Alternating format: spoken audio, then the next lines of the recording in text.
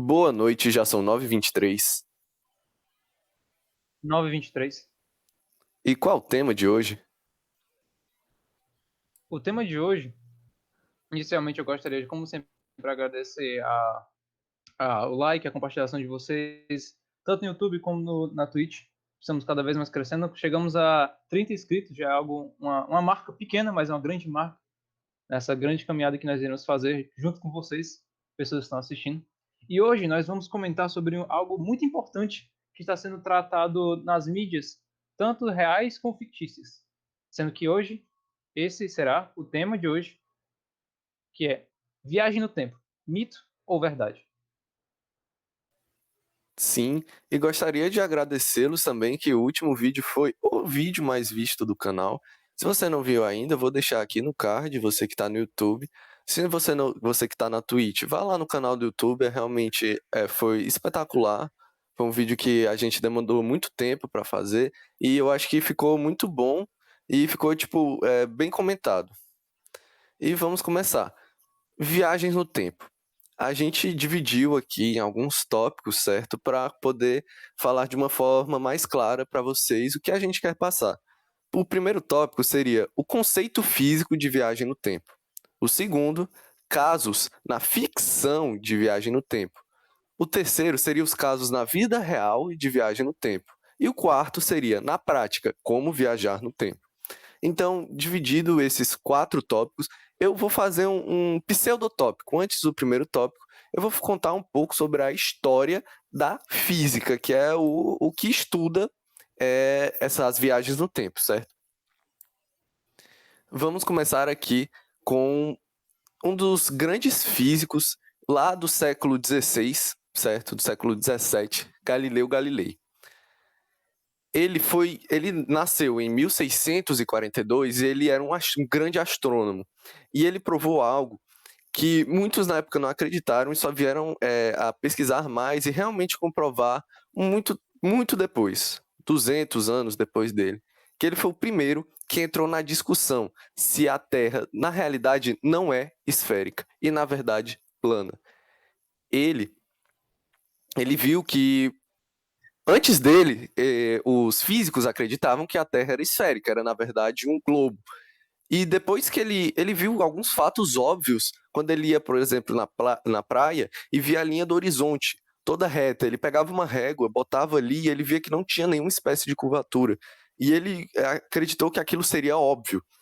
E ele conseguiu fazer cálculos até de quanto seria o raio de curvatura que seria. E quando ele fez as contas, deu zero, o raio de curvatura é zero, ou seja, a Terra de fato era plana.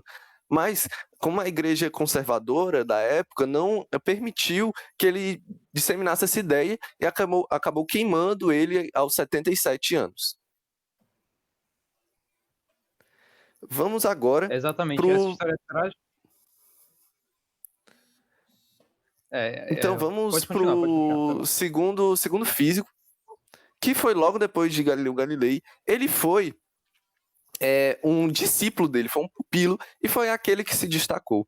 E provavelmente, talvez você não conheça Galileu Galilei, mas você certamente conhece Newton Ferreira Júnior, mais conhecido como Isaac Newton. Ele foi talvez o maior físico de toda a história, e ele fez o livro que ficou muito conhecido na época, Principia, certo? Como o próprio título já diz, ele foi o princípio da física, o livro que deu base a todos os conceitos físicos que você conhece. Certamente você já conhece as leis de Newton, e que obviamente foi Isaac Newton que fez. E como ele começou tudo isso, foi através de uma fruta, uma pera. Ele estava sentado numa árvore e depois de algum tempo lendo os livros que ele mesmo fez, ele gostava de fazer isso, ler os livros que ele fez para ver se tinha algum erro, ele caiu uma árvore de pera e caiu uma pera na cabeça dele. E ela se quebrou e ele viu que a partir daí ele teve duas conclusões. A primeira é que Galileu Galilei realmente estava certo. A Terra é plana. E a segunda é que tem alguma força, algum tipo, alguma espécie de interação gravitacional que puxa, que atrai os corpos para a superfície da Terra, certo? E agora vamos para o para os dois últimos físicos mais conhecidos pela humanidade, que seria o Albert Einstein e o Isaac Newton, perdão, o Stephen Hawking. O Albert Einstein foi quem começou a teoria da relatividade. Nós já comentamos nesse vídeo aqui, você pode olhar, a gente tem uma discussão profunda sobre a teoria da relatividade, então não vou me aprofundar nesse tema. E agora vamos para o Stephen Hawking. O Stephen Hawking foi quem começou a dizer o que era o espaço-tempo, que na verdade seria uma quarta dimensão. O tempo se alia ao espaço e a força gravitacional que cada planeta produz ali é o que puxa a luz em direção a ele, certo? Certo.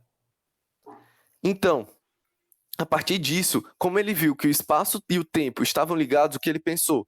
Se eu estou aqui num ponto A e eu quero ir para um ponto B, eu consigo andar, certo? Se eu consigo andar por um espaço, então, teoricamente, eu também conseguiria andar pelo tempo, já que eles estão ligados. E a partir disso, ele começou a fundamentar as teorias da viagem no tempo.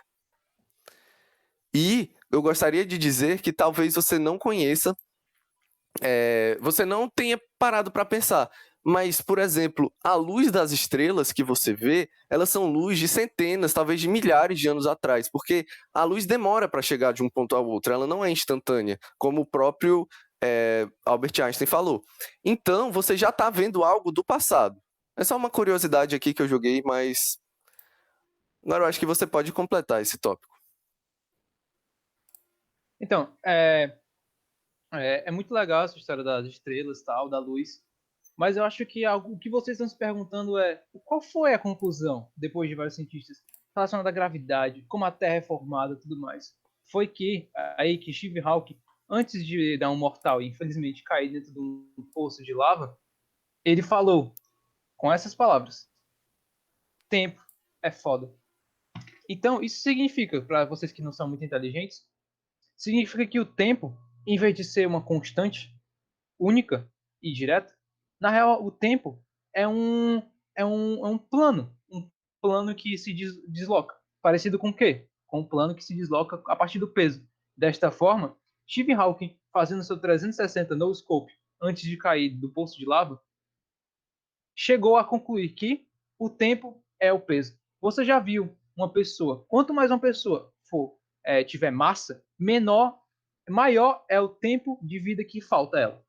Desta forma, uma pessoa que é diabética, ela não tem diabetes de verdade. Na real, uma pessoa que tem diabética e é muito gorda, significa que ela tem tanto peso, que o seu tempo se desloca junto com a gravidade, já que o tempo é a gravidade, dita afirmado por Stephen Hawking no seu 360 no escopo.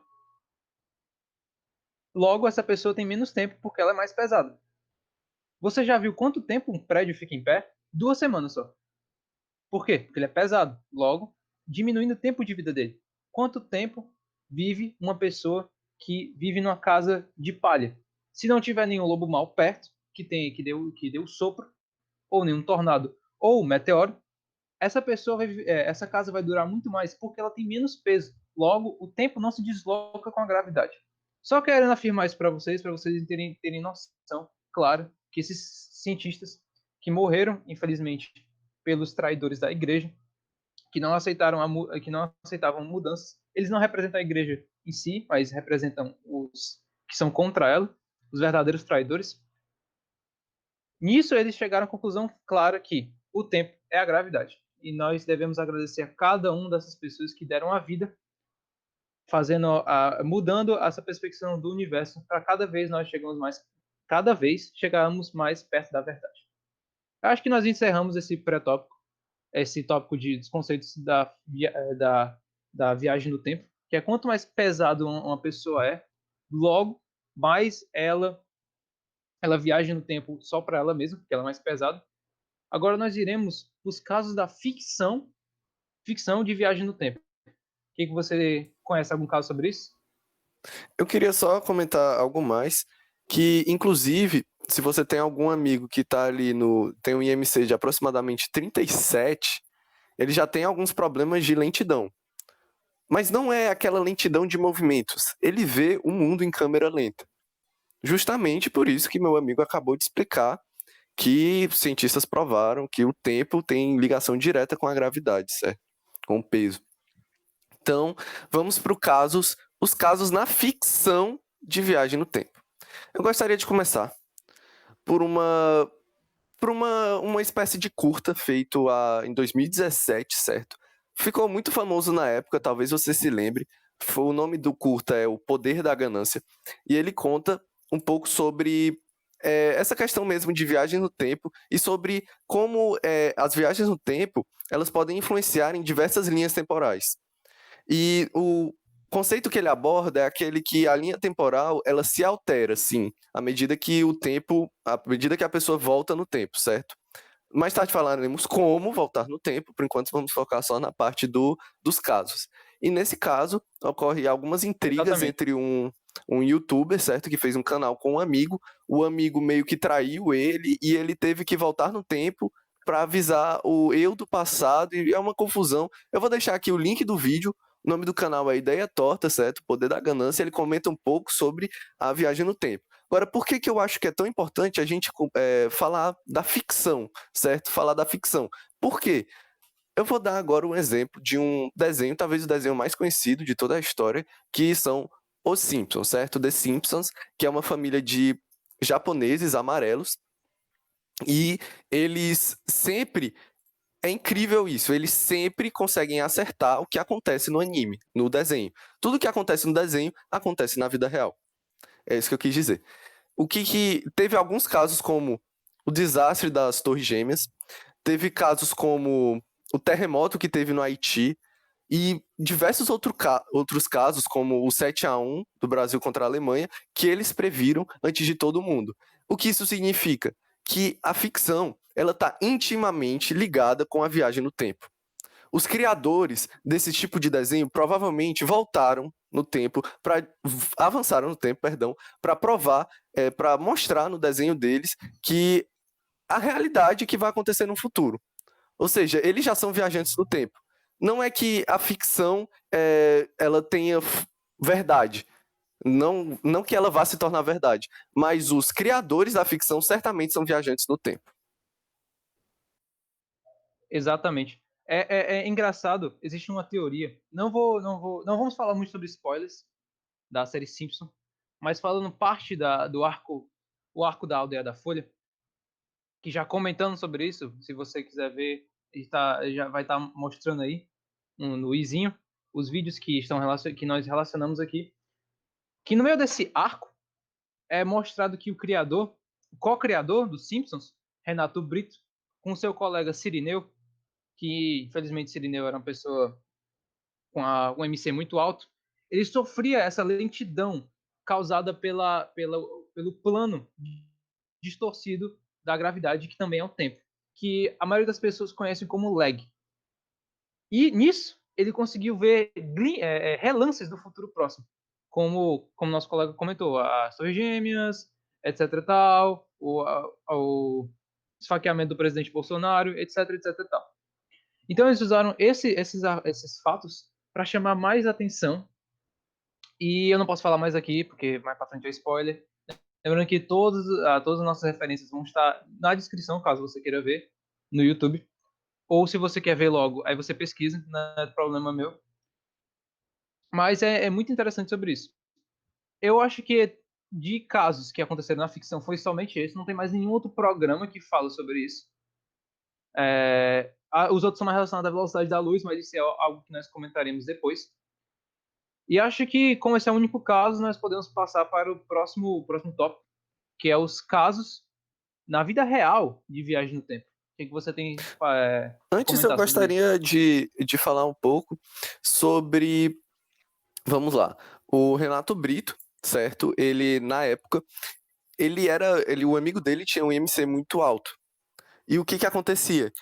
Você já deve ter visto essa cena. Um cara muito gordo compra um PC de alta performance. Por que isso? Você, um réu mortal, não deve se importar com isso.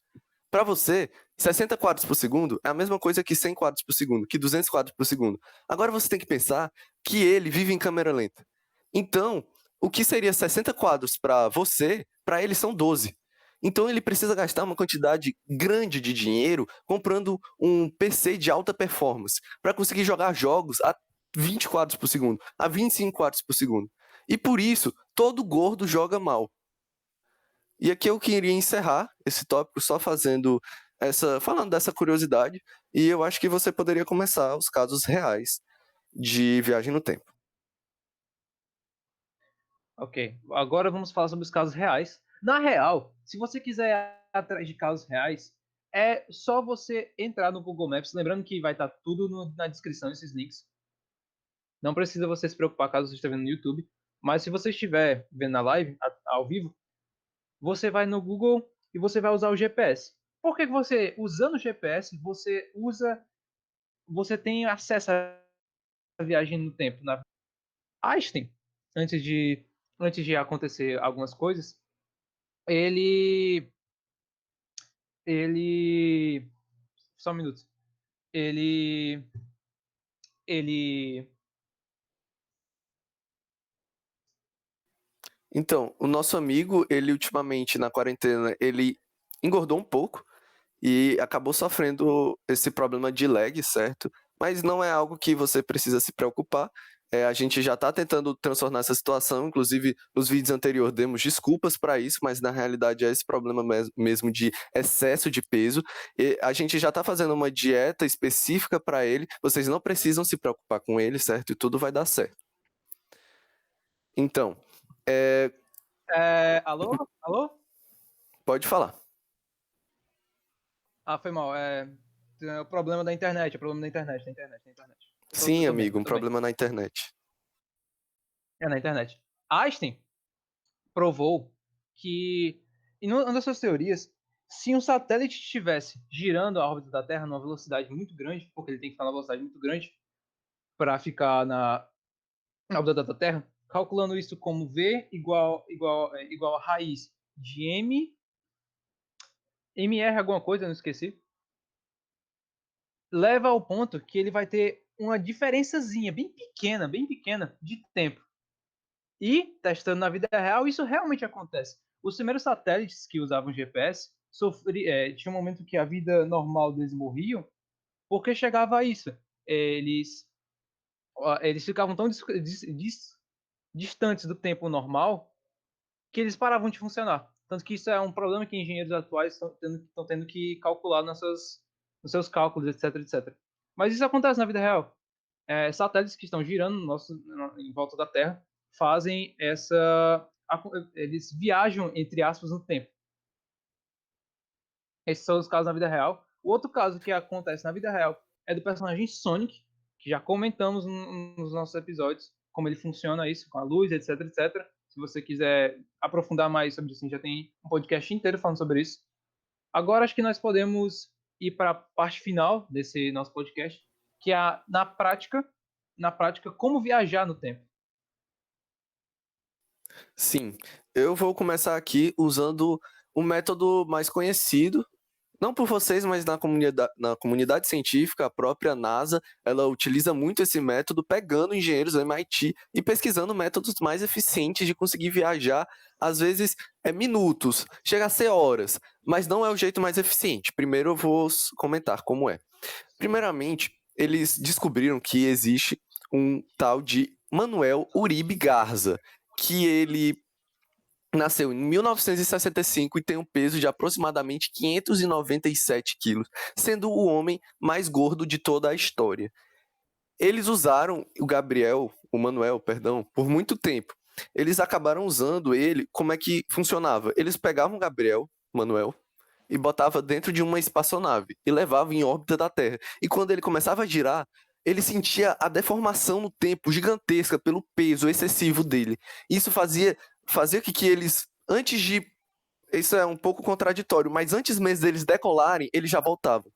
Isso foi a maior viagem no tempo feita por uma empresa estatal, certo? Que era de cerca de 3 horas e meia, que era o tempo de ir à órbita e voltar. E eles fizeram através do Manuel Uribe por muito, muito tempo. Eles estavam conseguindo aumentar até que chegaram nesse marco que eu disse, que é em 3 horas e meia. E quando ocorreu um acidente, em 26 de maio de 2014, infelizmente eles acabaram errando poucos cálculos e o Manuel ele ficou um pouco para trás do foguete e acabou se queimando. E ele morreu em 2014. E infelizmente ele infelizmente a NASA parou de fazer esse tipo de teste porque viu que poderia botar em risco a vida desses gordos.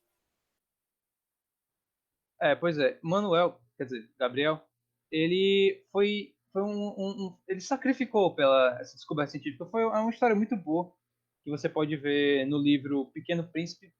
Uma piada o nome e tal, mas é um bom livro que conta a história de vida dele, como é que ele fez tudo isso. É, é, é, é muito legal que um dos experimentos dele também foi técnicas de speedrun. Por exemplo, pular várias vezes de costas na escada faz com que ele aumente a velocidade dele. Logo, fazendo que a deformação do tempo. Não vou explicar direito essas partes, é muito complicado. Eu espero que você pare e dê uma lida. É um livro pequeno, comparado ao tamanho dele, do Pequeno Príncipe. É um livro que conta direitinho as partes de experimentos, etc e tal, que fala muito bem sobre essa parte. Mas tudo que temos hoje em dia sobre a parte de viajar no tempo, devemos agradecer a Gabriel, quer dizer, Manuel, por esse sacrifício à humanidade. Eu preciso dizer que eu acabei de receber uma notícia. Eu vou contar um pouco o que aconteceu para vocês. Antes de começar a gravar esse vídeo, eu mandei um e-mail diretamente para os criadores de Os Simpsons. Como eu já tinha essa minha teoria de que os criadores dos Simpsons, eles viajaram no tempo, sim, eu mandei um e-mail para eles. Eu acabei de receber a resposta deles, certo? Eu traduzi agora enquanto meu amigo estava falando do inglês e eu descobri eles realmente disseram que viajavam para frente, para o futuro no tempo, e eles disseram que quando eles iam para frente, eles relatavam os acontecimentos os marcos históricos que aconteciam e botavam nos Simpsons. E assim, eles fizeram muito sucesso. Mas o que, que aconteceu? Vocês devem ver que os Simpsons, de 15 anos para cá, eles pararam de fazer esse tipo de relato. Por quê? Eu tava me perguntando, eu passei noite e dia sem conseguir dormir pensando nisso. Por que, que eles pararam de fazer essas previsões? E eu, depois de um tempo, acabei de ler isso e descobri que existe uma espécie de polícia, certo, que monitora essas viagens no tempo. E eles descobriram que eles estavam fazendo viagens no tempo indevidas. E eles foram obrigados a parar. Inclusive, por isso, hoje, dia 18 de agosto, eles pararam de produzir esse desenho, Os Simpsons. E se você pode pesquisar, a partir de agora não vai ter mais Os Simpsons, eles pararam. Quem criou ele foi preso pela polícia. E é uma informação super nova aqui. Eu suspeitava dela, mas eu não sabia os mínimos detalhes. E eu acho que é relevante eu citar aqui com vocês. Essa história é muito triste. Mas, infelizmente, graças a essa polícia que apareceu agora, que é a polícia do Rio de Janeiro, que eles estão controlando mais direito essa parte de viagem no tempo, etc. A taxa de obesidade vem cada vez mais diminuindo, porque é ilegal ser obeso hoje em dia.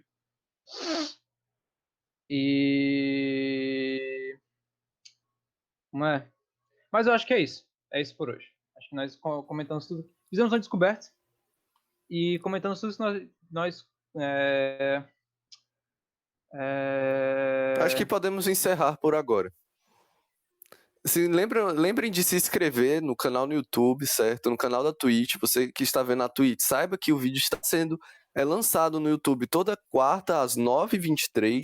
E você que está no YouTube, saiba que toda terça às 20h13 teremos live aqui na Twitch, certo? Temos um Twitter. Saibam que o Twitter, lá você pode mandar sugestões de vídeos, algumas fanarts eu mando lá, alguns fãs fazem trailer de algumas coisas, e eu posto lá os que eu acho mais interessante. Então acho que já podemos encerrar. Boa noite, já são 9h23.